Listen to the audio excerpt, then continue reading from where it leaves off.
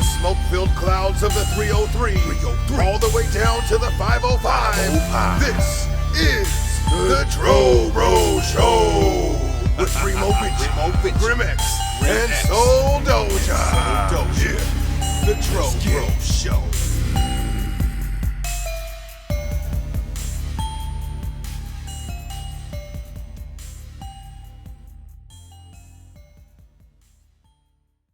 What's up, everybody?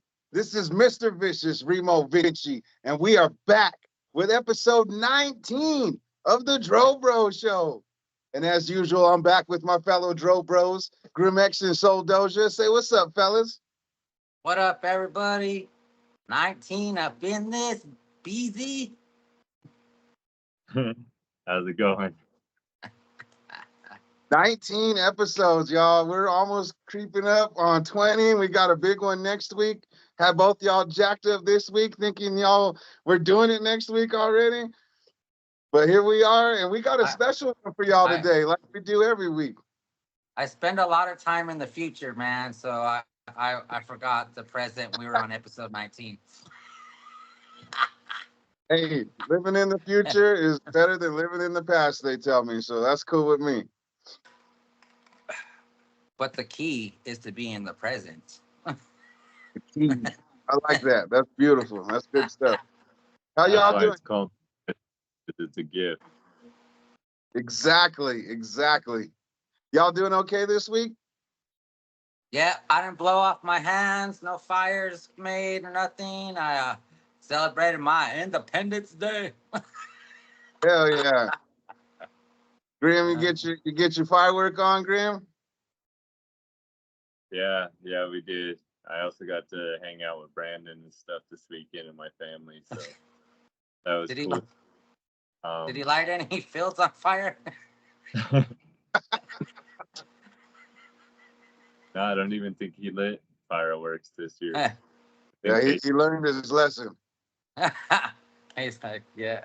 Hey, you know what I want to see? I want to go and see the drone shows. Where they do like those, because I know they have to have them up there too. But the Adams County Fairgrounds. I think I mentioned it on the last podcast. Oh, they did do it? No, really? But it was dope. It was pretty cool. But I've never seen a new movie this weekend, which was really, really sick. I'd give it freaking definitely 2 thumbs up. It works. But Dune, the Dune sequel.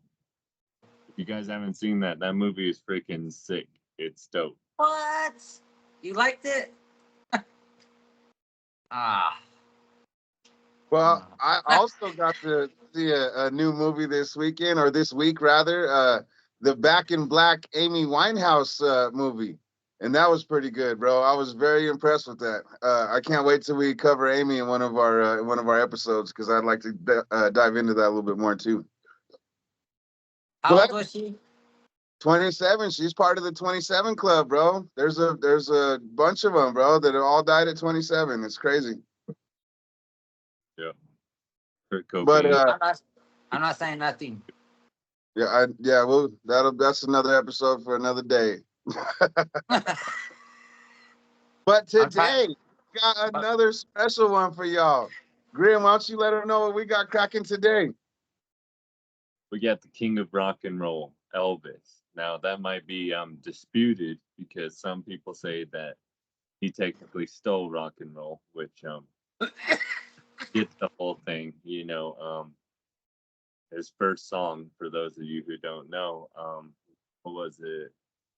The very first one that he got famous on, bro, was That's All Right. That's the first one that got him some regional fame. And so the song was originally performed by a black singer. I can't remember his name off the top of my head, but they weren't giving Elvis any time of day really with anything he was performing. So he did that song.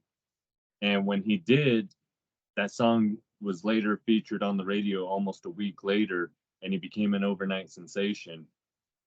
It was a big deal because white families at the time weren't really hearing that type of music like that. And because, again, this is still during a time of the civil rights movement going on, and the negative aspects of all of that. So him bringing that song, and it wasn't like he was the first person, they said, that wasn't mimicking or mocking or something like that, a song from a black artist, but someone who was pouring his soul into the song. And because of that, that's what made it a hit. Well, I mean, that's kind of strange that they put it like that, because that's kind of exactly what he was doing. He was pulling from what he saw and like what he was intrigued by. You know what I mean? He would see the rhythm and blues.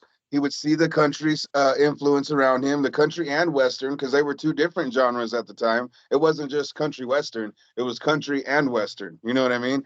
And then like the R&B stuff, and then the gospel stuff, like he was kind of being influenced all the way around, bro. And a pretty he was actually a pretty unique kid already, and he had his first performance ever when he was like 10 years old, so he was already kind of like used to doing stuff, but at the same time he was a real shy kid. So by the time he did that recording, he was already, that was like I think I wrote it down, 1953, when he got in the studio for the first time. So like you said, it was like right in the beginning of, and I don't want to say the very beginning because we were fighting these battles forever, but the civil rights movement was about to really jump into high gear. You know what I mean? And I think that pop culture and society and music and all of those things together were jump starting everything. And there was a whole lot of stuff going on.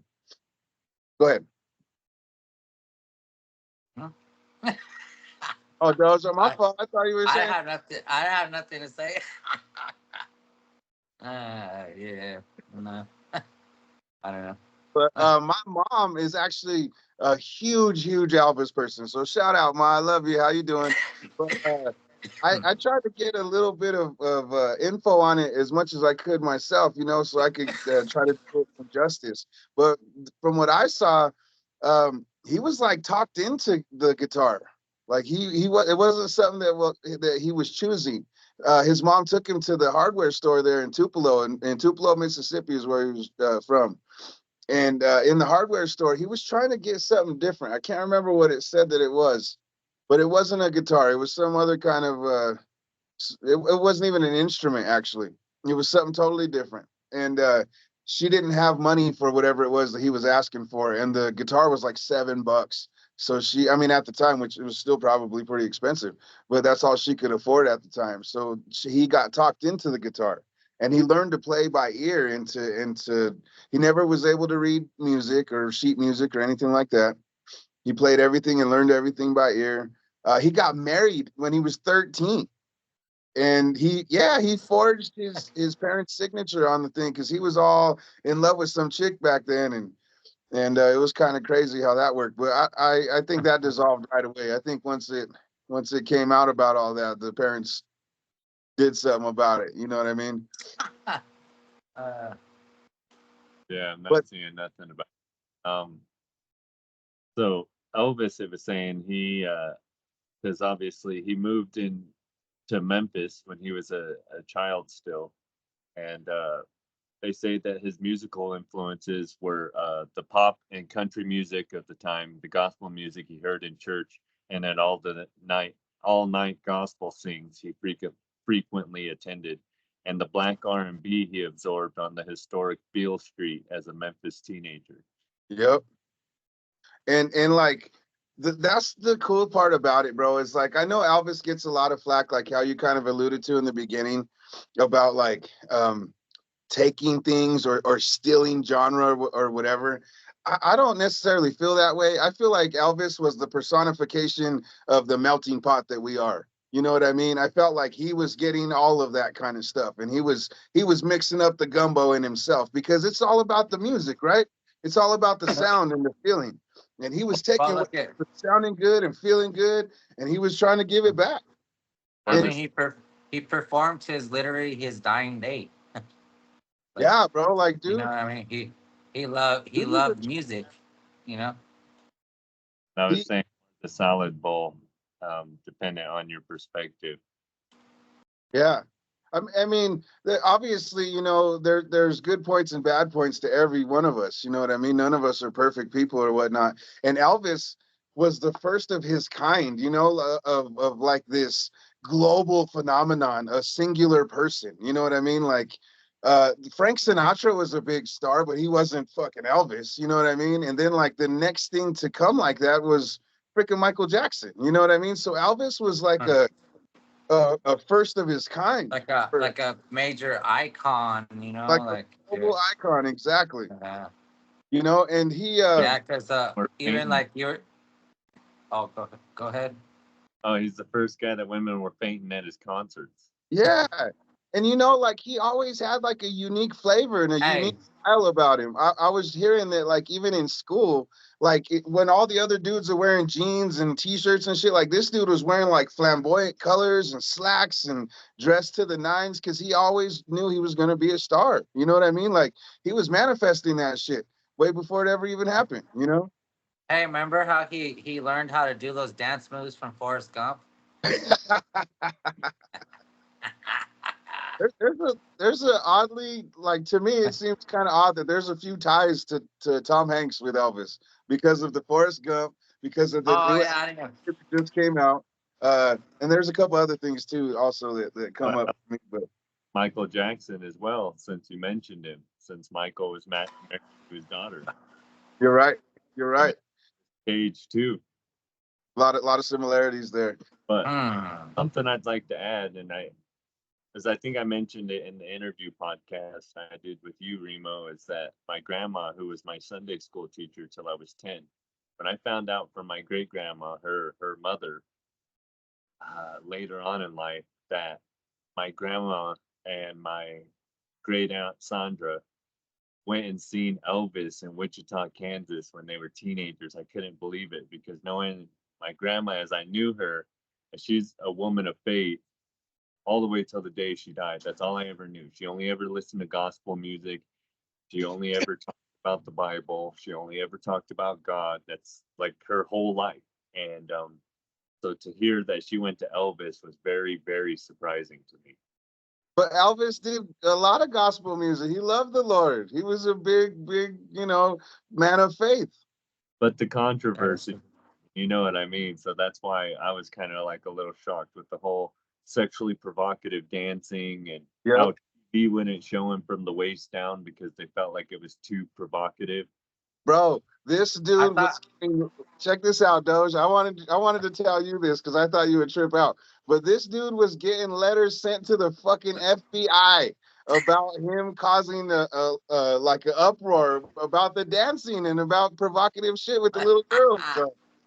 Dude, that's fucking hilarious, right? That's a trip, man. It's crazy to me. Like letters to the FBI, like serious deals, you know. Um, uh, yeah, off of dance moves. But uh, he wasn't afraid, bro. You know what I mean? Like even though because he actually did have a lot of stage fright, especially in the very beginning. You know, after a while, I think it was nothing, but in the very beginning, he had a hard time, bro, and he was real shy and shit. You know what I mean? And I think yeah. that I think it fucked with him, you know. But he was Like, able to overcome, obviously, you know, and he became one of the greatest performers of his time, and he had such a weird, unique career and career arc because like there was lots of things that would come involved, like the movies would come involved. He got drafted into the army, you know, like there I was a was, lot of things. yeah, I was yeah, watching his mom, the 15-minute thing. Uh, um, about him getting into the army. I was like, that's crazy. I was like, and they like, he was only in it for like 2 years because his mom passed away and he got discharged and Well, he well, got some leave. He got leave to go and see her and to see her before she passed and stuff. But he, he did his full term and then he got out. Go he ahead, Grim. I'm sorry. he threatened to go AWOL to even get that leave. They weren't even going to let him go, but he was oh like, yeah. "I'm going to go AWOL. If you don't let me go, I'm going no matter what." So they basically gave him his leave and then gave him a dishonorable discharge after 2 years of service. I saw that he got an honorable discharge. Fucking internet, bro. It's giving us all kinds of fucked up, conflicting information. Hey, what it is like Google has one thing, DuckDuckGo has another thing. Like different search engines on different phones. You know what I Yeah. mean? Like it gets more. Yeah. I got most of my stuff off of a documentary I was watching and shit. But also there was something too that I wanted to tell you guys about when he was born. Did you know he was a twin? And his Yeah, brother was actually stillborn. He was born a half hour before him. yeah, I was gonna bring that up in the podcast, because I was gonna say, how twins are connected, and since his twin was never born, do you think he felt that loneliness his whole life, and maybe that's why he became depressed and addicted to the pain pills and alcohol and things?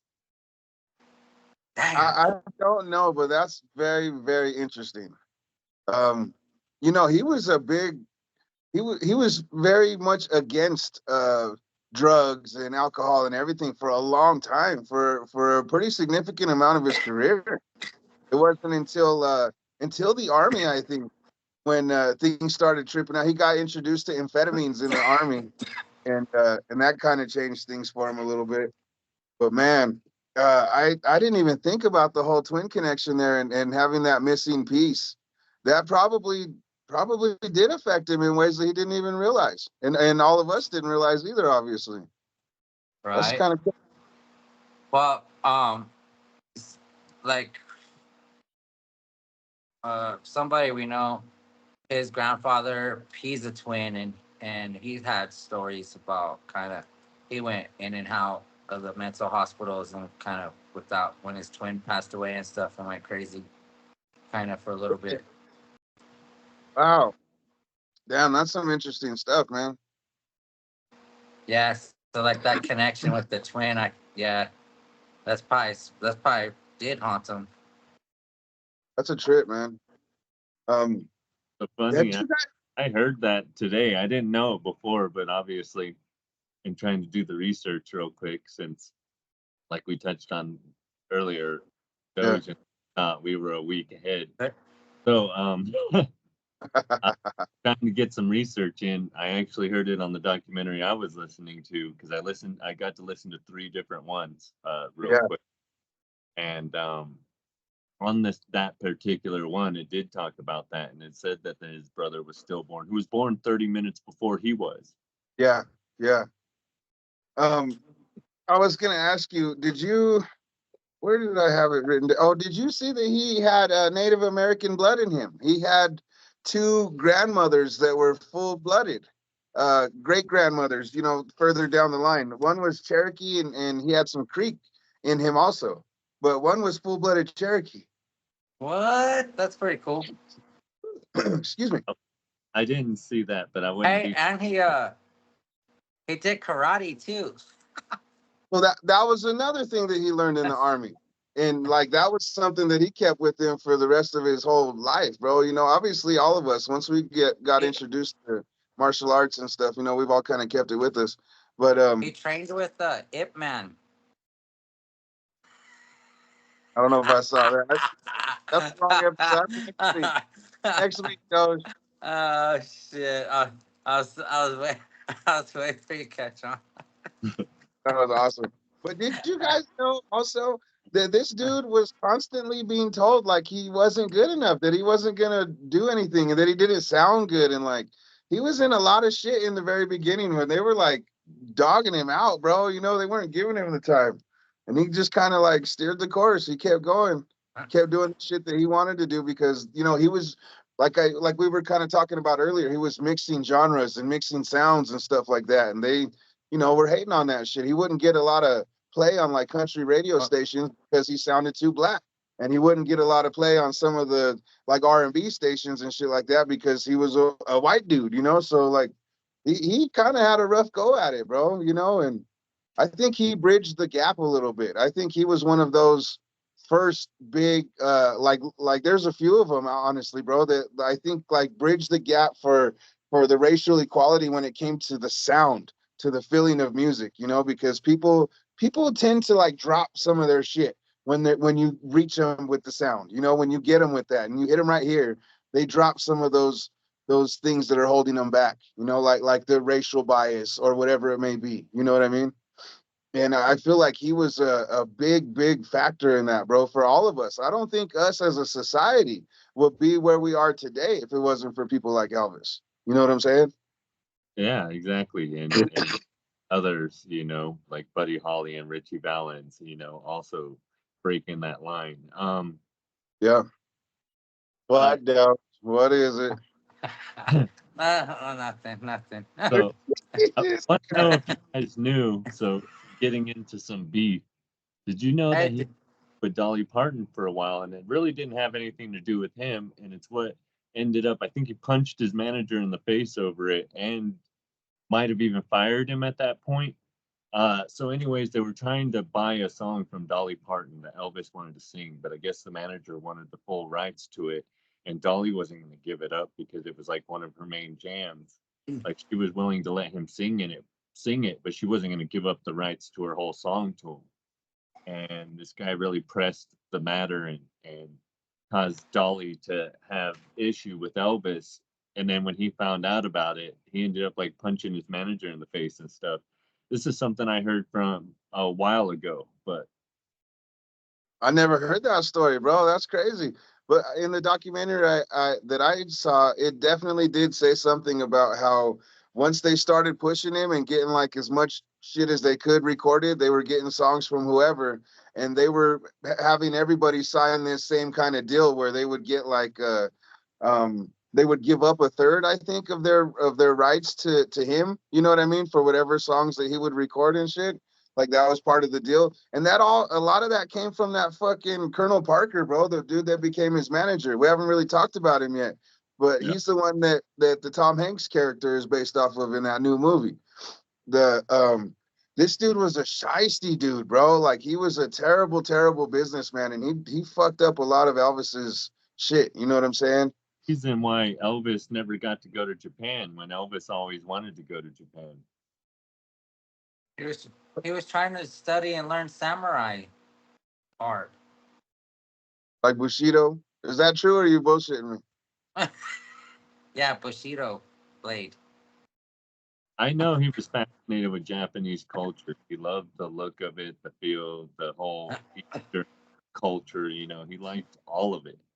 And he always wanted to go there. And so, funny thing, and kind of ties into our episode next week, but this is historically fact, is that when the Western world saw the Asian countries, the reason why there was beef between Japan and China for the longest time, I mean, other than the occupation and all of that stuff, is that when the Western world seen Japan, because of the way that their culture was designed by Shintoism, they felt that they were a very civilized people without ever having been introduced into a Western type of faith or God or Jesus, right?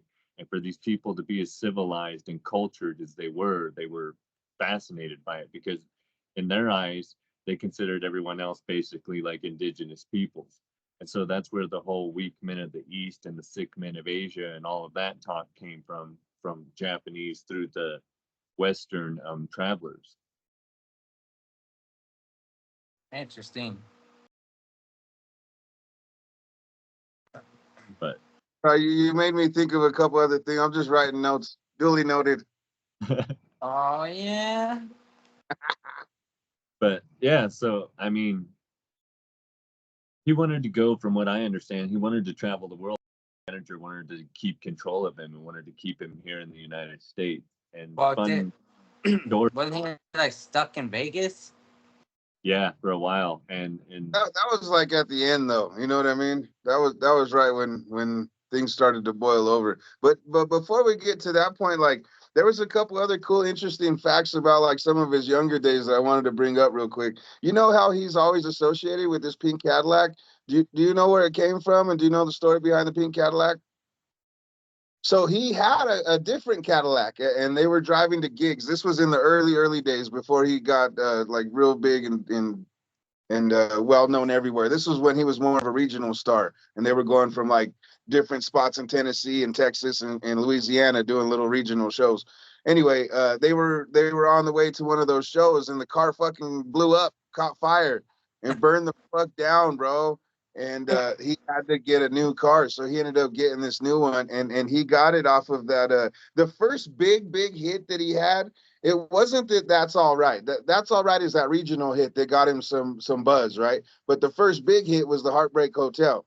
Yeah. And that one, the royalties on that one, I think that's what it was, where he was able to get the pink caddy. I could be wrong, but I think that's the one where he got the pink caddy, and he ended up giving it to his mom. And the Primo, when you said fuckers it. every damn time. Ugh. All right, I'm gonna try it, but fuck it. No, but I did the Shawn Michaels pose when you said Heartbreak Hotel, because Shawn Michaels, he was always one of my favorite wrestlers. And then Rock sang the SmackDown Hotel to the same, how Elvis sang the Heartbreak Hotel. So that's some wrestling stuff for you guys. Well, I was gonna wait till later to get into some of that shit, but you brought up The Rock, bro. The Rock has so many references to Elvis in so many of his things, in a lot of his promos, in all of that kind of shit, but even in movies. Like, I don't know if you guys have seen the one, The Game Plan, when he plays the football player that gets the little girl that's his daughter. She shows up on his doorstep or whatever. Anyway, he sings to her in that movie, and he sings that "Are You Lonesome Tonight?" And he Yeah. sings it fucking awesomely, bro, just like him. He's the fucking bro. And then, obviously there's the Honky Tonk Man, who's Yeah. a Elvis ripoff, who's an Elvis impersonator, like that's his gimmick. So there's a lot of, Elvis in pop culture is, it's a whole nother beast in itself. Just Elvis impersonators in general are a fucking thing, and have been for decades now. Yeah. I saw his star on the Walk of Fame in freaking Nashville, and Dolly Parton and all of them. In Nashville, they have a Walk of Fame in Nashville. Yeah, they got the stars there and stuff, because they got the Grand Ole Opry, dude. That's where he I first know got that, performed. but the stars, that's the Hollywood Walk of Fame. That's in California. I know what you were talking about, but no, that's what they call it. It's like the Music Walk of Fame or something like that. Oh, okay, I see. The So, music museum, but they have all these stars. Kurt Cobain, a bunch of people, dude. no, that's dope. That's dope. I was in the documentary I was watching. It said that when the Man's Chinese Theater, whatever, the one in California, the Hollywood Walk of Fame, when they first started doing that, there was 8 people in the original set of them or whatever, right? They got him, and he was one of the original 8. That's pretty cool. Damn. I wonder how many there are now. Fuck, I wonder. There's probably a shitload. uh, We're gonna have to have one of our producers check it out and look that shit up for us. Have you guys ever watched any Elvis movies? not his movies. I just watched the latest movie, but Like the biopic I about can't. him? My my dad's side of the family, my great aunts, they're still alive. My aunt Gloria and my aunt Leela, but they're hardcore Elvis people. Next time I go over there, I'll do a little video of her bedroom and shit, and you'll trip out on all the stuff she has. But um, but yeah, no, I probably seen some shit like when I was small, but I don't really remember. But I remember seeing him on movies and stuff like that. Yeah. So, But I talked about earlier how my mom is a huge Elvis person. So, bro, I haven't seen everyone, you know what I mean? But I saw so many freaking Elvis movies when I was young, and they all like, Elvis had this formula, bro, and he hated it actually. It wasn't something that was his favorite. It's like, he would do this like kind of corny, cheesy movie, and he was always like the hero or whatever. And then he would do the soundtrack for the movie too, because it would kind of be a musical. He would sing numbers throughout the song or throughout the movie or whatever. And like he had like 15 of those, bro, like it See, was kind of it's called the Music City Walk of Fame, dude. And I just want to touch on this before we get too far. But when I looked up the other all it would bring up is anything about the Hollywood Walk of Fame. But like I said, I knew it was called the Walk of Fame, but it's called the Music City Walk of Fame. Yeah, There, Phil. But that's where I seen his star. that's cool, man. That's pretty dope. Will you go back to that Hollywood Walk of Fame and see if you could get like a number, get a count of how many of those that there are in the Hollywood one, the Man's Chinese Theater or whatever? No, I thought we were gonna wait for Two our thousand producers. seven hundred eighty-four. How many? 2,784 stars on the Hollywood Walk of Fame. Damn, I That's didn't at think he was getting. July 11th, 2024. Wow. Damn. Hey, when did they start that one? In the 50s? No, he was in the first class of them, but I don't think it was the 50s. Does it say when it was, Graham? I think it's 70s, maybe. Fun. I'm clicked on the history of it. I'm just waiting for it to load real quick. Um, while we're waiting for that, you kind of brought up your aunt or whoever that has a lot of the memorabilia and stuff. My mom also had like I remember since I was little, bro. These music boxes. She's got all kinds of things, bro, from freaking pillows to keychains, Yeah.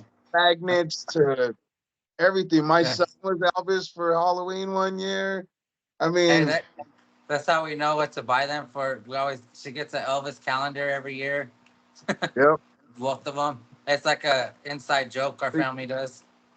So, that's awesome. idea was conceived in 1953, and the person that was credited with the idea is E.M. Stewart.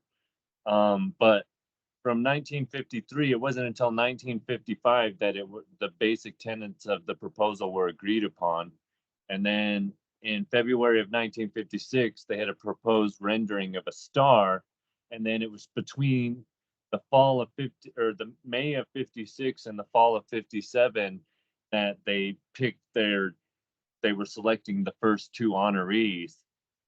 So really, it wasn't until like 1957 or 58 that they unveiled 8 stars. So it was August 15th, 1958. So the plan started in 53. So this is a 5-year process Yeah, before we unveiled it.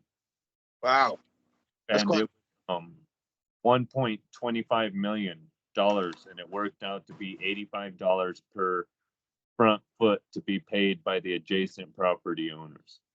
Yeah, bro. I remember like seeing something or reading something that these fools were paying for that shit. You know, that's kind of whack.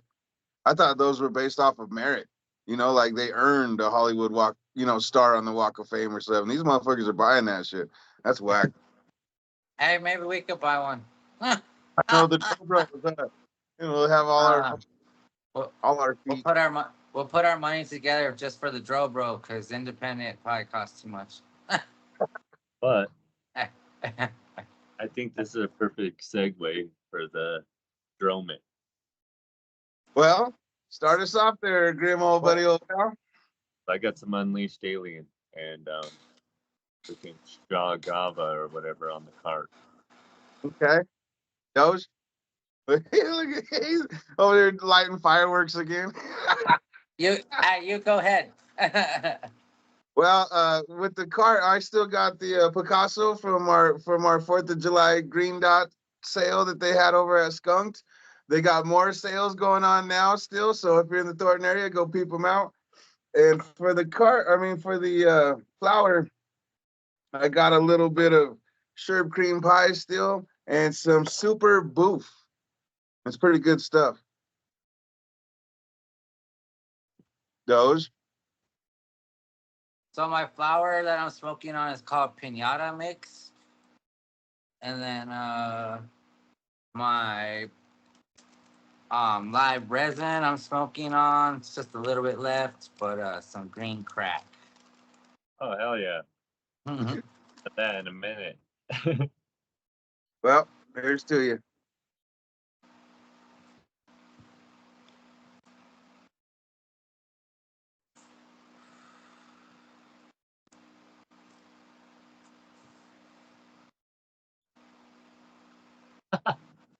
Mhm.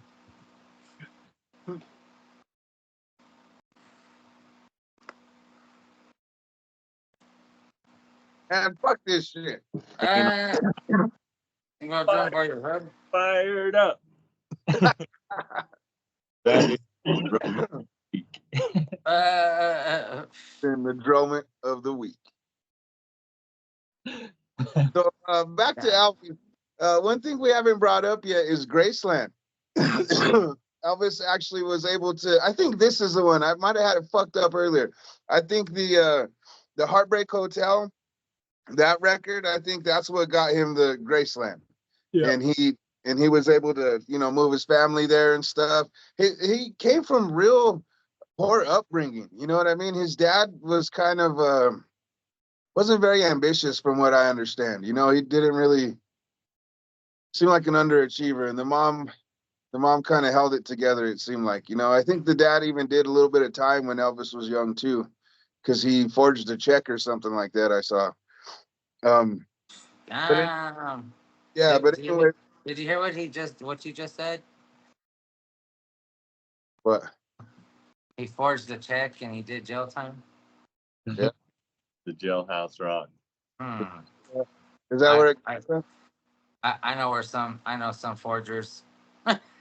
Forgers. But, there was the Heartbreak Hotel, like I said, was his first big one, and he was able to get Graceland. And Graceland is now like a national freaking monument almost. You know what I'm saying? Like it's the second most visited house next to And the it's White House. free now.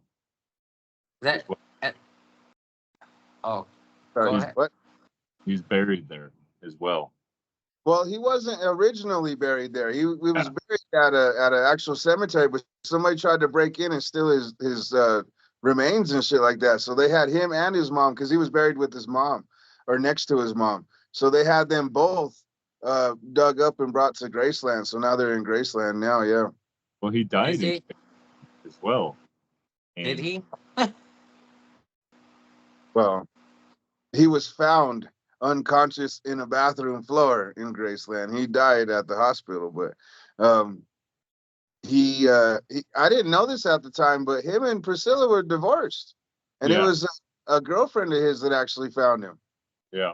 He had already kind of went through a couple different girlfriends after Priscilla, and he had gotten, I didn't So, know this either, but he had gotten one of them pregnant, and she had an abortion. so Yeah. that's why I'm wondering about the whole twin thing. I heard all that in this documentary, and I was thinking, wow, all of this downfall. He divorced with his wife. He got into drugs and alcohol. He had unhealthy eating habits, and I started thinking, maybe because I didn't know he had a twin either, and I was like, what? I wonder if that connection is what caused him to decline. You know, I've never thought about that, but there's so much validity that sounds like it could be, you know, really could be. For No, some everything like that to become extremely depressed and you know well, fall that's in a all of these lot negative of things. traumatic events.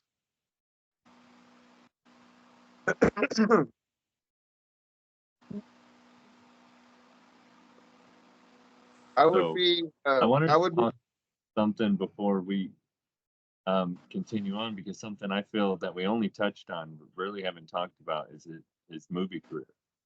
yeah. Go ahead, please. I honestly kind of liked him. I like some of his flicks. The one the first one that comes to mind for me is one where he played a boxer called Kid Galahad, and that was pretty cool. Like the formula was always the same, right? There was always a girl, the love interest. There was always some kind of something he had to overcome. It's a pretty simple format or whatever. But it worked for him. He was charming, and then he had the voice. He could sing his way out of shit and fucking the Jailhouse Rock. That was that's like one of his most famous ones, but honestly, I don't really remember that. I don't know that. There's a movie, right? Jailhouse Rock 2. Isn't there a movie for that one? But Love Me Tender, that was the first one. Yeah, and I like that one. Plays himself, and that's what made him a star in movies. And like I think because of that formula I was talking about, he was kind of getting hated on because of it. Like he wanted to be doing serious roles and be like an actual serious dramatic actor. but he was never looked at as such. And the times that he felt like he got a chance, they were like flops. The movies didn't do very well. You know what I mean? So it was kind of a joke. Like honestly, he was kind of made fun of, and he was kind of in the middle of his prime, if you ask me, and already looked at as a has been. And it was too bad. What'd you say, Grim? Something he told Time Magazine or Life Magazine, because it's relevant to what you're saying, is that I want to become a good actor because you can't build a whole career on just singing. Look at Frank Sinatra. Until he added acting to singing, he found himself slipping downhill. Yep. Those two had like a rivalry, bro. You could tell, like neither one of them really liked each other. And they did a performance, I think, together on I don't know if it was the Ed Sullivan show or what it was, but they kind of did each other's songs. And I remember hearing, I can't remember if I read it somewhere, or if I heard it in another video, but they were talking about how they were kind of throwing little jabs at each other. So he was aware of pictures like Girls, Girls, Girls were not great cinema and dubbed his films travelogues. That's also kind of something you were just touching on. He wanted better roles, but Parker reportedly turned down parts in movies such as West Side Story and Midnight Cowboy. However, Presley never took acting lessons and was perhaps not entirely focused on altering the arc of his career. Hmm. They actually talked about why he quit Hollywood too.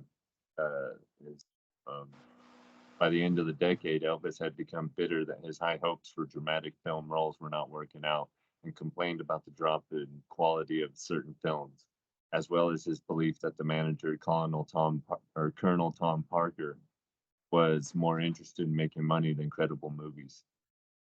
Yeah, I wonder if that had a lot more to do with it than we realize. That guy, I think, was just a pain in the ass and was just causing all kinds of problems. That's your homie. Oh, but like that dude too has also been referenced a lot in pop culture. You know what I mean? Like even in wrestling too. That Colonel, what was it? It was Colonel Parker, wasn't it? In Colonel Robert Parker or whatever in the fucking WCW, he was with the Harlem Heat and Sherry, and then in WWF he was Tennessee Lee. Remember that guy with Jeff Jarrett? I remember Tennessee Lee, but remember you were more of a WCW guy in the younger days than I was. I was the WWE guy. Yeah, but he was like a ripoff too of that dude. Mm.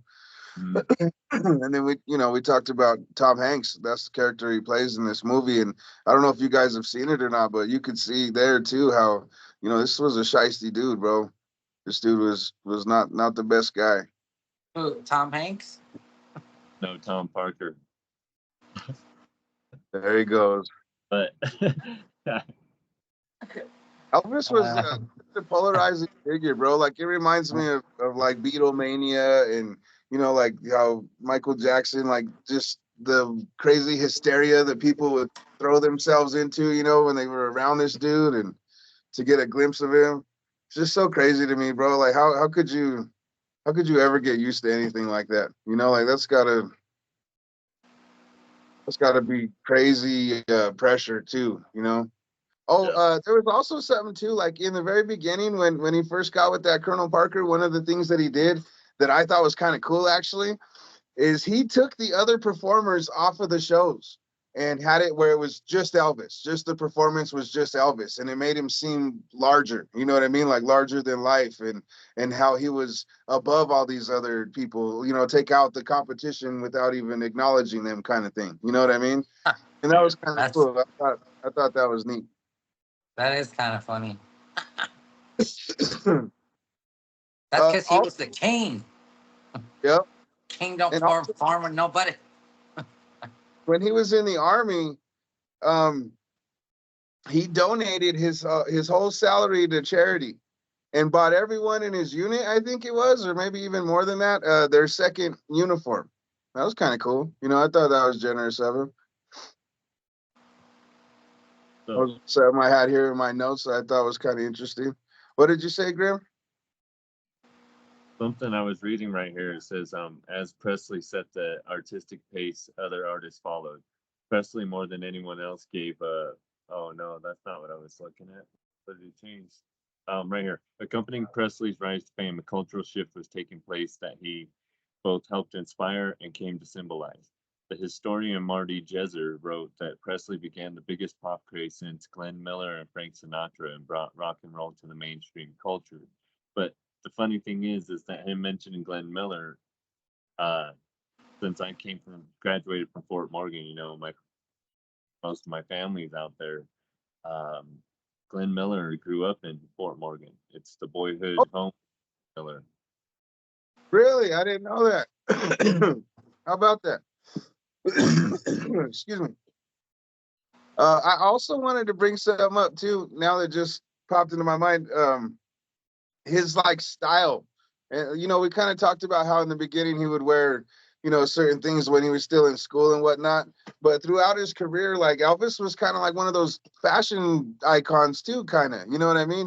He would always set the trend a little bit in the early 50s, and then like in the 60s and 70s when he was doing his Vegas shit and he turned into like the jumpsuits. Like the jumpsuit, bro, is one of the most iconic pieces of like a costume that that's recognizable to anybody anywhere. You know what I mean? That's an Elvis jumpsuit. Like even so much to where even the jumpsuit has been referenced a lot in pop culture. Like The Rock for this year at WrestleMania was wearing his fucking outfit that was like an Elvis jumpsuit. You know what I mean? So, No boss. Hey, don't you have a jumpsuit that you dress up and wear? that's for a different show. No, but like his fashion was dope. Like dude had the fucking pompadour, you know what I mean? The hairstyle. He had the that There's classic 50s look, bro, is pretty iconic oh yeah, without the chops. sideburns. Yeah. For me, I'm more of a rebel without a cause kind of guy. I like seeing a lot more. The red jacket, everything. You know that, Remo. That's why I always red leather jacket. I have one. Like that style, that greaser style, the rolled up sleeves, white t-shirt, the blue jeans, right? I like that whole. Yep, I like that greaser style. Hey, I was even thinking we should rewatch that movie and do an episode on that. Which On one? Or the outside? Outsiders, isn't it? Yeah. Oh, did y'all get your free Slurpees today at 7-Eleven? Y'all know? I know. I don't got no Slurpees down here. I don't got no 7-Elevens. What the hell? He's whack, no says. Oh, and yesterday was the dabbing holiday. So happy holidays to you dabbers out there. Yeah, 7-10, my brother. Fuck. Do I gotta take a dab? Dude. No Like, more. No more. Let's do it again. Why not? I think I have a vape pen. Oh, fuck already. This guy. Fuck, dude. I gotta go. Go ahead. Ah. This time I won't steal your line, Remo.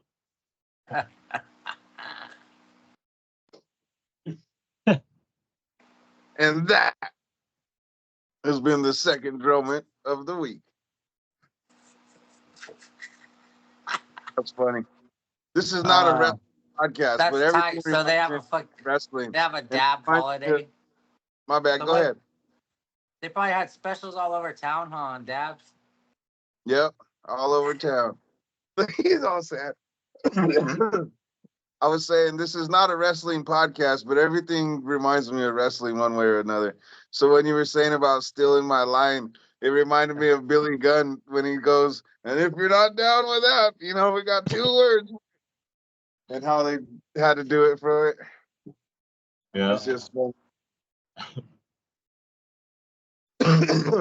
Hey, speaking of wrestling, real quick, one we should do on China. I was watching some documentaries on her the other night, and I always been like a fan of hers. Lori. Shit. I was Lori. like, that'd be a fun. Huh? Her name's Lori. Is it Joni Lawler. Lauer. Fuck. Yeah, I was like, cause I was tripping out. I didn't know that she when she was doing her Japan, like when she was over there, and they were like legit hitting each other and stuff, and I was like, dang, like it was pretty. That was pretty brutal. How Yeah, what that did her. yeah. I was like, but now we'll have to do that for a future one. Yeah, we'll definitely put it on the list. Yeah, it'd be fun.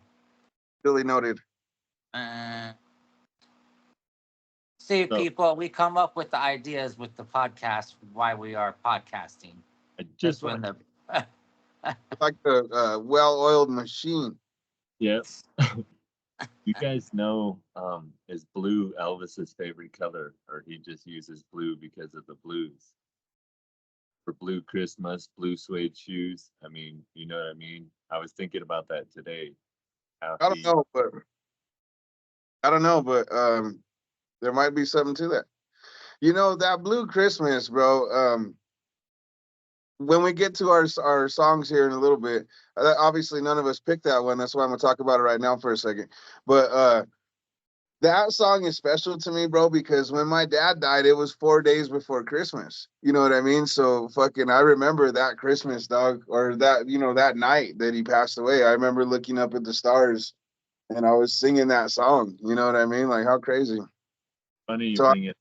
I like that song too because Kane Brown just redid it. You know, did he? and I like Kane Brown, so that's a pretty cool song. It has Elvis in it though, like sample. Oh, for real? Yeah, So they got country doing still in the hip hop gimmick where they're just jacking samples and doing shit now. These motherfuckers. dude, and then they got rappers turning country. Like that's the new cool thing to do. I know what the fuck is happening, dog. Why do we live I in the twilight I don't zone? wanna I don't wanna mention his name, but I will after the show. But there's a local rapper remind me, and I'll tell you. And I couldn't. And it's freaking lame, dude. I was like, what the heck, really? Now this guy's a country dude, or he thinks he is. yeah, but technically, rock and roll came from country. It had its influences from there too, but it had it in rhythm and blues and gospel too, though. You know what I mean? It I think was equal influences. I think I know who you're talking about, Doge, but yeah, we'll talk after air or while we're off the air. I think I Yeah, know who it is. I don't want to give him the mention of his name on here. He's not Well, worthy. damn, hater. If it's Yeah. who I'm thinking it is, I give him props. What? It ain't necessarily my shit, but I give him props. Good for him. But did you know that Elvis was the first rock and roll performer to receive the Lifetime Achievement Award by the Grammy organization? I don't know if it was an actual Grammy or if it was some different award by the same organization that runs the Grammys. But he was the first one from the rock and roll genre to get that honor. So that was kind of cool, I thought. So you're right from earlier. He was honorably discharged. I just want to say Thought so. March 2nd, 1960. And he did. Presley returned to television on May 12th as a guest on the Frank Sinatra Timex special, also known as the Welcome Home Elvis. The show had been taped in late March. Here, Presley performed in front of damn, No, appeared an unheard of $125,000 for 8 minutes of singing. The broadcast drew an enormous viewership. But can you believe that $125,000 back in 1960? that's some loot. That's some loot for sure. This dude, bro, that was another thing. He fucking had like a lot of like little comeback specials or television specials like that. Cause I mean, just think about it. Like the way we consume our media now is 1,000 times different. Much more convenient then. There was only certain avenues or certain things that he could actually do. So these shows and these specials that he did were pretty fucking popular, bro, and they became these big sensations. But you got to keep in mind back then, like you were mentioning, most people had radios. It wasn't like people had a television, and even if they did, it was only one per household, like a normal thing. So Yeah. a lot of this stuff, an audible way of taking it in. Yep, no doubt. But dude, Oh, nothing. I like I got nothing. Um, got nothing.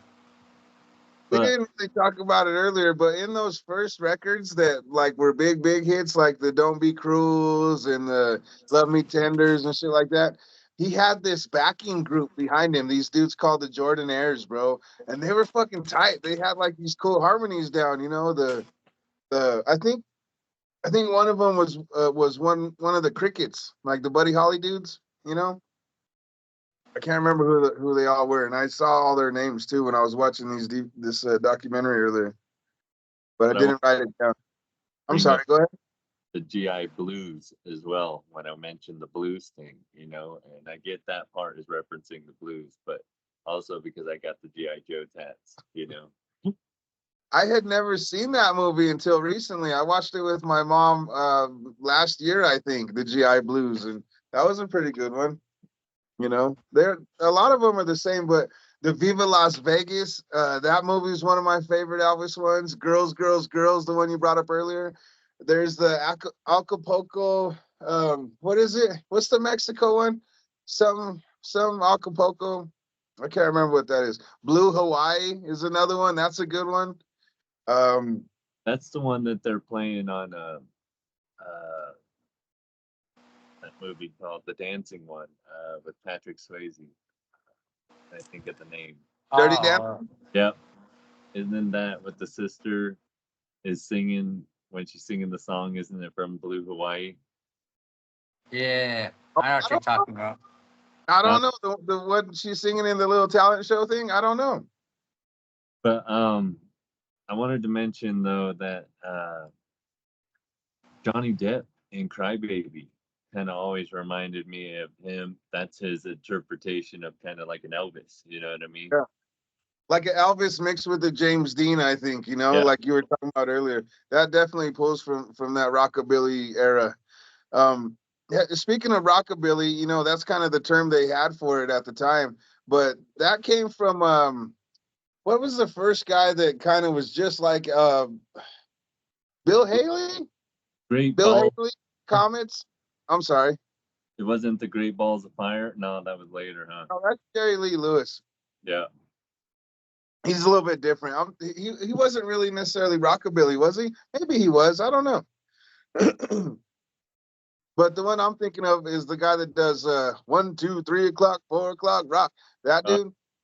Yeah, that's Bill Haley in the Comets, and he kind of looked like Elvis, or Elvis kind of looked like him, I should say, because he was before Elvis, and he also kind of looked like Buzz Lightyear in a weird way. This dude, you know what I mean? And his group was called the Comets, so go figure. How funny is that? Uh, that is funny. We're almost coming up on an hour. Just letting y'all know, we have like 57 right now. What? Just so you guys know. oh, so Cassandra Peterson, for those of you who don't know, television's Elvira, and maybe some of you aren't old enough to remember Elvira, but I am from that generation where I grew up with her as a pop icon. Um, she met Elvis Presley during this period in Las Vegas. She recalled the encounter that he was so anti drug when I met him. I mentioned to him that I smoked marijuana, and he was just appalled. Yep. Presley rarely drank. Several of his family members had been alcoholics, a fate he intended to avoid.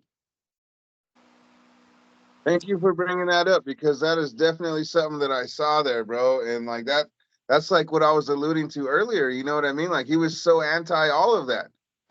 So for him to fall into it as deep as he did, bro, is just real sad. I mean, it's sad for anybody anyway, but it's so crazy.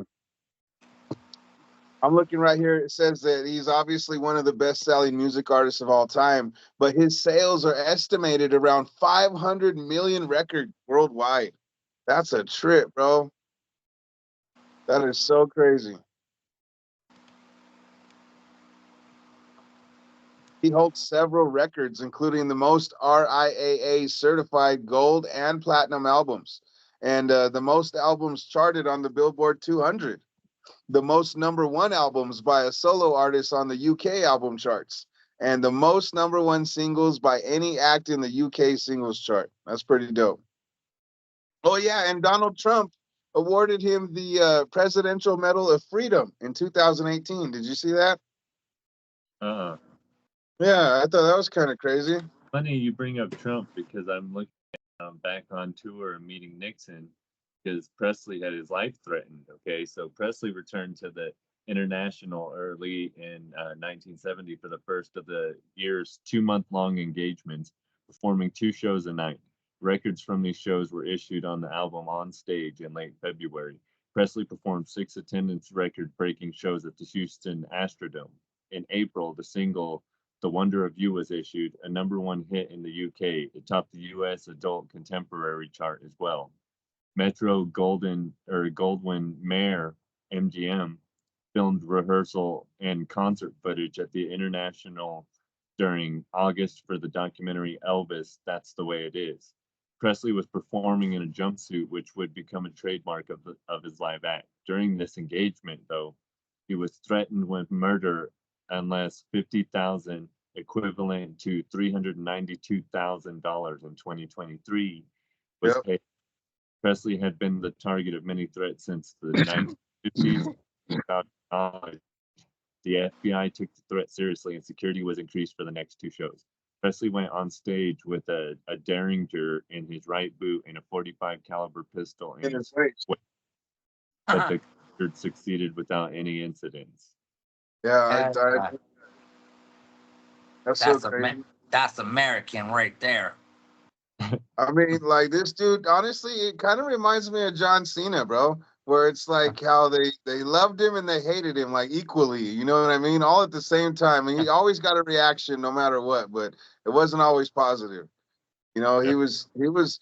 I think because in our lifetime, bro, he was already gone, so he was looked at as more of like a national treasure and an icon. You know what I mean? And like something different. But I think while he was still alive, and the people that were alive at that time, I think they looked at him as kind of like a has been, dog. Like he was still special, but I think they were kind of dogging him out. Like he wasn't given the love and respect that I think he deserved, and I think a lot of that took its toll on him too, you know, because he was performing like a motherfucker, bro, right at the end. He was pushing it hard, you know, like harder than his schedule ever had been before. You know, like that those last however many years, he was pushing it in Vegas and doing those shows.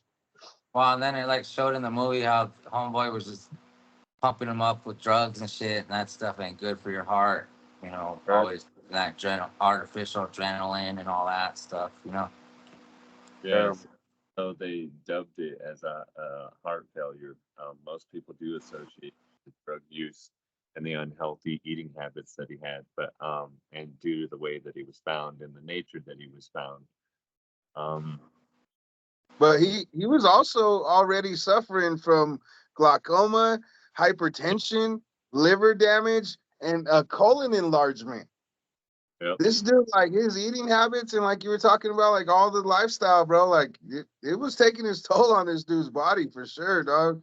And he So, passed away like when he was 42. yeah, 42. He was a young man.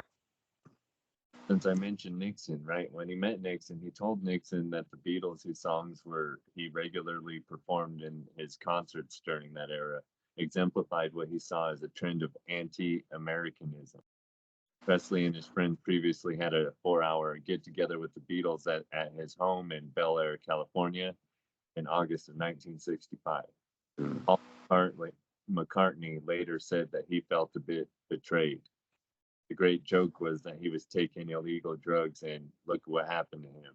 A reference to Presley's early death linked to prescription drug use. I mean, obviously, I don't think they understood and knew all the long-term effects and what the fuck they were doing to their bodies, you know, with all the pharmaceuticals and shit. Like, it's been a pandemic or an epidemic, I should say, bro, for decades now. You know what I mean? Big pharma and all the bullshit that they've been shoving down most people's throats, and especially these rich folks, these entertainers, you know, like they're some of the best customers. But you know, that's another show for another time also. But did you know also in my notes I got here, at his funeral was held at Graceland. And there was obviously, you know, thousands and thousands of people, right, fans. There was a car that crashed into fans at the gate and killed two people and seriously injured another one at the funeral. Damn. Right? Isn't Yeah. that crazy? Did they catch the person? I'm sure they did. I didn't look into it and like get the details. I saw they just talked about it. They referenced it on a documentary I watched. That's pretty wild, though. Right? Huh. Crazy. His dad was still around though. His mom had passed. We kind of we didn't really mention it earlier, but his mom had passed like kind of towards the middle of his career there, and I think that might have had a lot to do with it too, Grim. You know, his mom was his person, bro. You know, like she was the one that kind of guided him. Like his dad obviously was there and was close to him and whatnot, but his mom was the one, bro. You know, so once he lost her, I think he went pretty south also. But his dad survived him, and his dad was there and took care of a lot of stuff. I told you guys that Graceland's the second most visited house, you know, behind the White House, which is kind of crazy.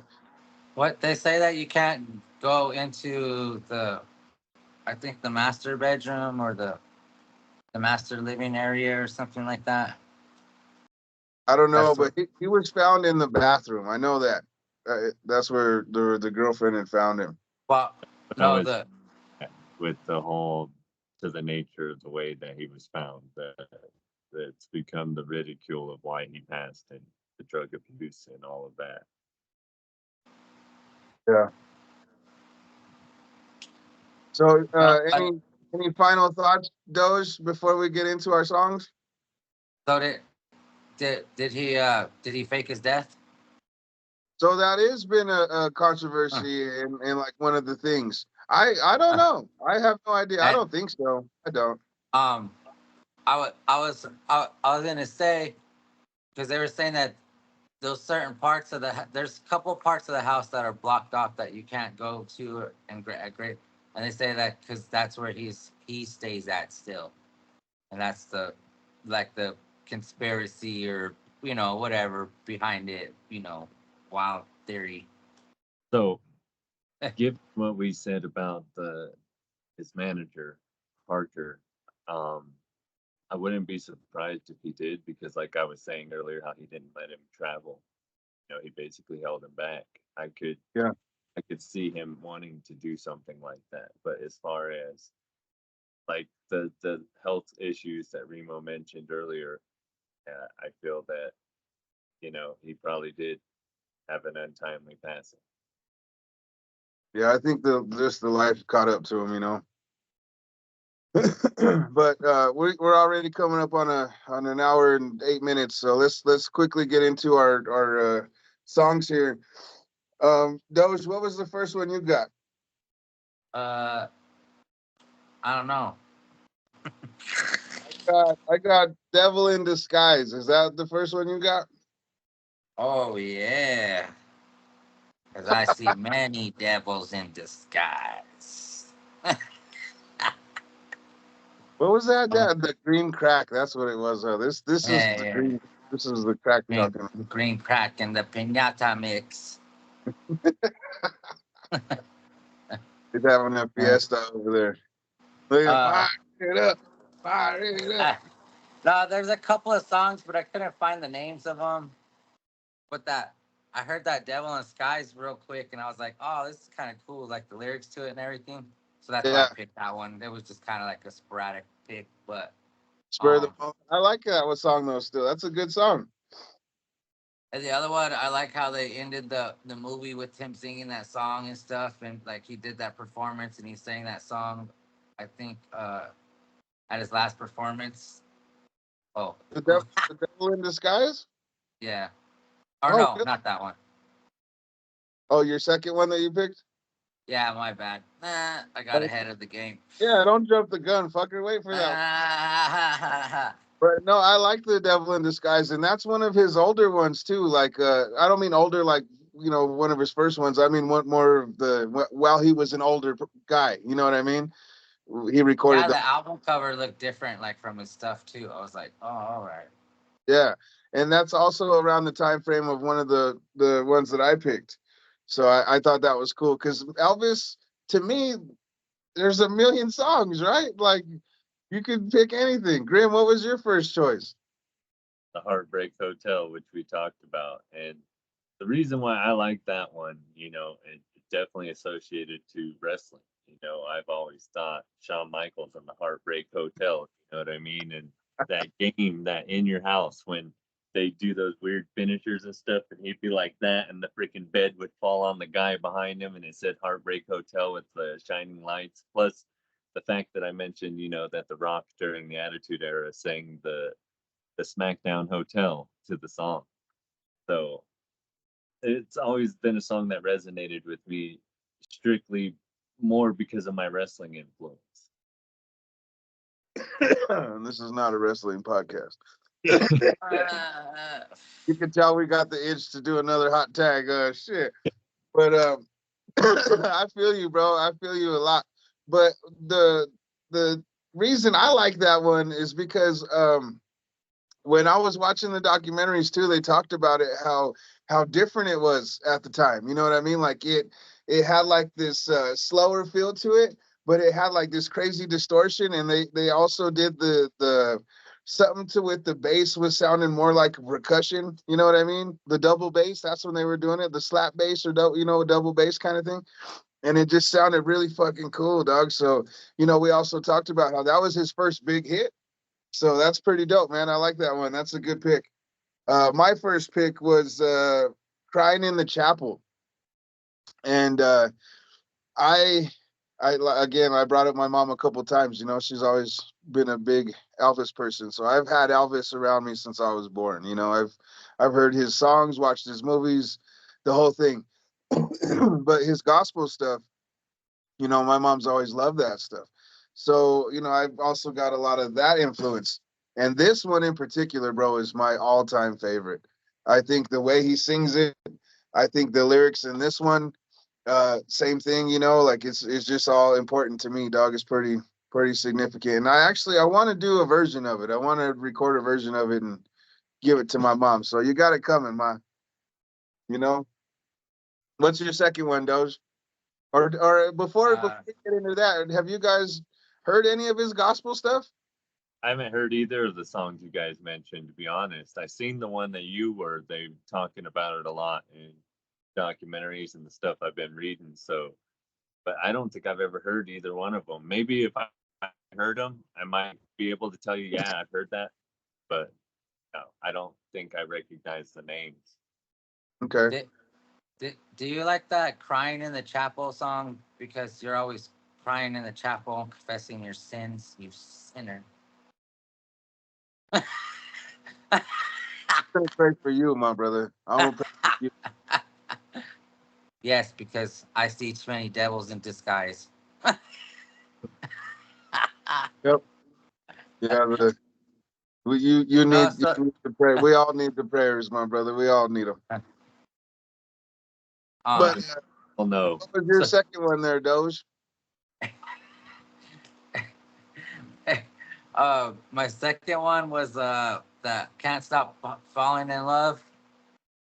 Yeah, Cause yeah, cause I like daydream about that stuff sometimes. When I feel a little lonely, so I can't help falling in love with my imaginary women from my imagination. well, I feel you. But that's also one of my all-time favorites, bro. That's a great fucking song. No, That's go ahead. no, but I was saying like that's the song that he performed. That was at his last like performance on the piano and stuff, and that was like iconic to me and stuff. Like Oh, okay. yeah. And that was And at I his think it last was show? in the movie. I think it was in the movie too. I'm not for sure. I don't remember. Yeah. I have to rewatch it. Before we get any further, too, I want to mention one just for a second. There's been multiple movies, multiple biopics, you know what I mean? And they're all pretty tight. I saw one that was on this documentary today with that Kurt Russell played him. And I've never seen that. And I want to watch it now because Oh, it was badass. 3,000 Miles to Graceland. No, that's not the one. It's when he was Uh, younger. He's actually playing Elvis. But yeah, dog, that's another I, one where it's nothing but Elvis I impersonation. didn't even think about that. Have you guys seen that movie? No, but there's that Nicolas Cage one too. The Leaving Las Vegas, where he's Oh an yeah. elevator. That's funny. But Which what take was your second song because I like the Viva Las Vegas, and how is that not iconic, right? And it's in right? every. I love freaking like.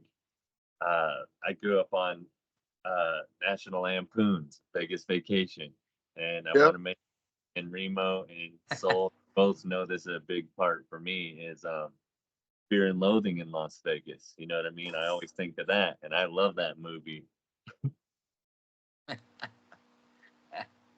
Uh, Something that's always reminded me of things of that nature. Every time I go to Vegas, I think of that song. Very iconic. I think historically, culturally, and everything. It just fits the vibe of that city. I, absolutely, bro.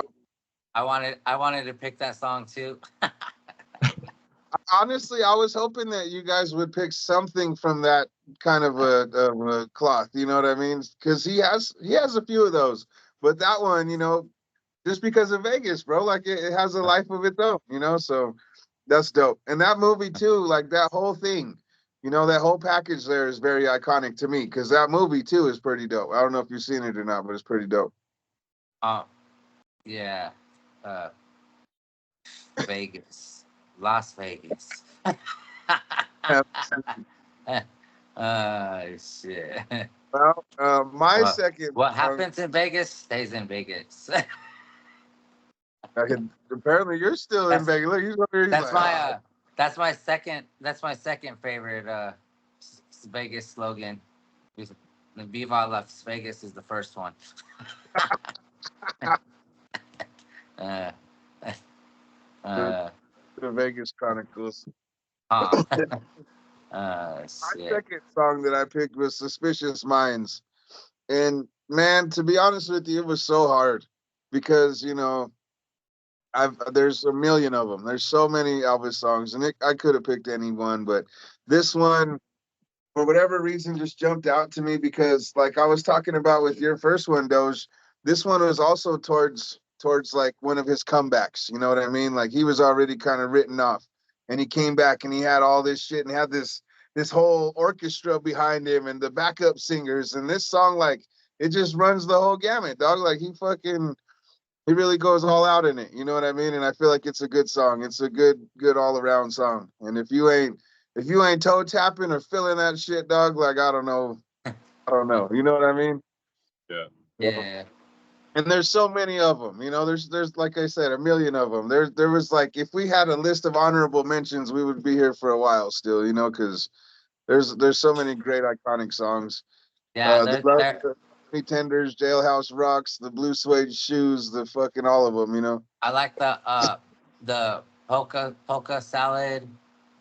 Uh, that's a pretty cool song. There's a bunch of them though. Yeah. There is a bunch. Goes on. But that's all of our music picks. So we'll make sure we add those to our playlist on our Spotify Drobro shows, music heard from the Drobro shows, like we do with all of our music episodes. As we're coming to a close, I guess on this one, you guys have any last thoughts on Elvis before we get into our closing stuff? You guys mentioned the movie quite a bit, the new movie that I only seen bits and pieces of it. I just have a hard time seeing that dude is Elvis. It looks more like a Ken doll with a lot of makeup on. I feel like in lip gloss. That's what it looked like to me. Was Uh-huh. definitely feeling it for Elvis. Well, okay, so my take on the movie, just like a real quick one. I think the dude did okay. I think he did pretty well for what he was supposed to do. I think Tom Hanks obviously carried the movie. Like he was the main character. I think. I think he did a pretty good job because he's kind of despicable. I didn't like the addition of like new age music. They had rap music in it, and that was weird for me. Like how are you gonna hear rap music in an Elvis movie? You know what I mean? Like that shit was weird to me, bro, and it threw me off, and it just kind of kept fucking with me because they kept referencing it. And it was that song that was this big fucking huge hit last year. That you ain't nothing but you know what I mean? It was all over the fucking radio because it was the in the movie it's Big Mama Thornton or whatever. You know, she's the one that actually came up with the Hound Dog song that he jacked or used or started singing or whatever, however you want to put it. And they sampled it, and it's like one of those Nicki Minaj, Cardi B, whoever the fucks, you know what I mean? And they did the Hound Dog song, whatever it was last year, bro. And you Uh, couldn't pass the radio without hearing that shit 17 times. I'm glad I never heard it. I fuck. I wish I didn't either. But the movie, other than that, you know, it was pretty decent. I would like to watch it again just to get a better opinion on it, you know. I Excuse me. I didn't really care for like how they, yeah, too much makeup and like you look like an emo goth to me. He did look kind of emo for sure. There have been other ones though, like I talked about before. I've never seen the Kurt Russell one, but I have seen like a couple like made for TV ones, and they were pretty good. You know, I wish I could remember names or actors that played him or whatever, but I did see a couple guys that did a pretty decent job. I'm And surprised you he know, never thought to make a movie on his own story because like why he was making movies because I mean he was went to the army, sold albums. That was already kind of like a cool story right there, you know. I just think because of the times, bro, like they didn't appreciate the nostalgia part of it until it was already, you know, nostalgic. You know, like they didn't want to talk about their life as an entirety yet because they were still trying to hold on to that rise, you know, hold on to the golden ticket, whatever that may have been. Yep. Hmm. All right, so let me pull out my sheet right here. I have some questions for you guys. Okay, well, we got about 5 minutes left. So what you got? Okay, I'll sum it down to one. Do you guys think that they why there's so many Elvis impersonators in Vegas is because they cloned him and those are all his different versions of his clones that are out there working at simultaneously at once. Yes, I do think so. And let me tell you why. Because I feel like there's so much money to be made off of the likeness and name of this guy that they can't help but get as many people as possible to try to supplement that income. Because if they didn't, there would be all that money floating around that could actually help people. Hmm. I'm kidding. I have no fucking idea. All right. What's your answer, Mr. Grimm? I don't know if I have an answer. I just think they um they worship false idols. You know what I mean? They find something that they latch onto that they think are the gods, and I guess touching into that, what's that called, territory? You know, of ancient history where they believe that they're gods, which they say come from the sky. So interdimensional beings, aliens, whatever you want to call them, angels, demons. Um, these Hey, entities. hey, hey, hey. That That's I the feel next that episode. humanity. Well, I'm just saying that I feel humanity, um, as a whole, we just latched on to things that we felt like were at that godlike ascendance, and people then worship false idols. Is basically what I'm getting at. You know. Yep. And I could definitely see Elvis being one of those people that a lot of other people will put up on that pedestal. I can see I, that. And I know. association with the abduction with aliens and stuff and Elvis, and they people talked about that, and Yep. but also why I kind of had to reference, you know. Yep. Yep. You're right. You know, there is that in the pop culture also. What you got, Doge? Hey, he believed in aliens and all that too, huh? Elvis? Think so. I don't know. Oh, I, but I was gonna say if I was to ever get married, it would be by a midget Elvis. And I've said this for years of my life, and that's how it's gonna be. So Well, the Dro Bros might have to fly out to Vegas. and we're gonna have a hangover experience.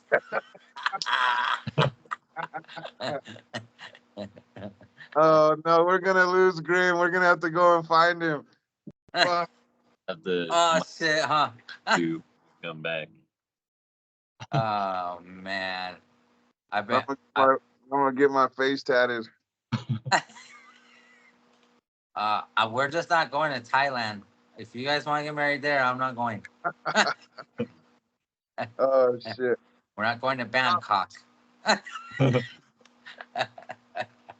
Well, David it's Carey. not an episode of the Joe Bro Show unless we get a little crazy, y'all. Shit. Oh man. But Where David Carradine had his unfortunate incident. Hey, dude. Oh, we'll talk about it after that. But I was literally just talking about that. Talking about that. well, we got a lot of great stuff coming up for y'all. You know, Grim and I got another episode of the Hot Tag coming real soon, hot on the presses. So be ready for that. Hopefully, we get to drop it real quick. Doge, what's cracking with you, my brother? You got So I got the part 2 of the meme movie, A Warrior's Tale, So Doja Battles the Industry, which is about 33 minutes done Damn. intentionally. I did that intentionally, but Oh. but I've been having fun making those memes and shit, and I said, why not put a storyline together and put them together? So this will be part 2 of a 4-part series, movie, whatever, mini movies. I don't know what to call it, but it'll be over 2 hours of stuff altogether. So I'm working on part 3, finishing up part 2. Part 3, I will be battling the weirdos, which is a code for another word, but it would yeah. be very fun with part 3. We'll see how much trouble I get into. This is all very creative, very funny stuff. If you guys haven't seen it, check out any of Doja's stories on his socials or any of the stuff he posts. He posts it. We try to share it. The Joe Bro Show page shares it.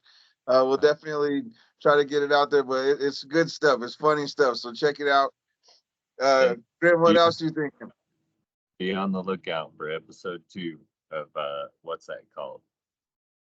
Yeah, that's gonna be give you nightmares. But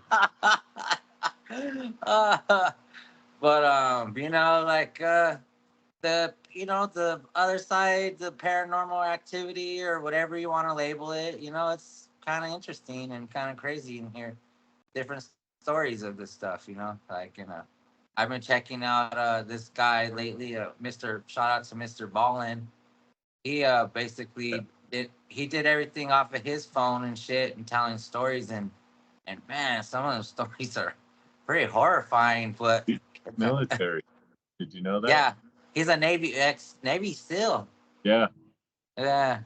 His story is pretty interesting. But yeah, that what's that called? Part 2. Like I said, we got that coming soon and in the works, and we got a few things. Well, Well, I should good. say we have too many things going on. Yeah. Well, I've been waiting and I've been ready for this new what's it called episode. I've been ready for the next one. So also be on the lookout. I got some more interviews coming for the Remo show. And hopefully we're getting some of this spiritual journey stuff off on the ground. I'm gonna put it out there again, because we got a lot of great stuff to get into there, and I got some great people to talk to there, and I can't wait to show you everybody that we're trying to bring on board here and what we're trying to do with it. So I'm excited for that. But other than that, I think that's it, fellas. Any last words? No? Huh? You Great. ain't nothing but a hound dog. Well, this has been our Elvis episode 19 of the Dro Bro Show. Thank you, everybody, for listening. Don't forget to subscribe, share, like, give it to your people. Let them know what's cracking. Dro Bros out. Bye, guys. Ow. Later.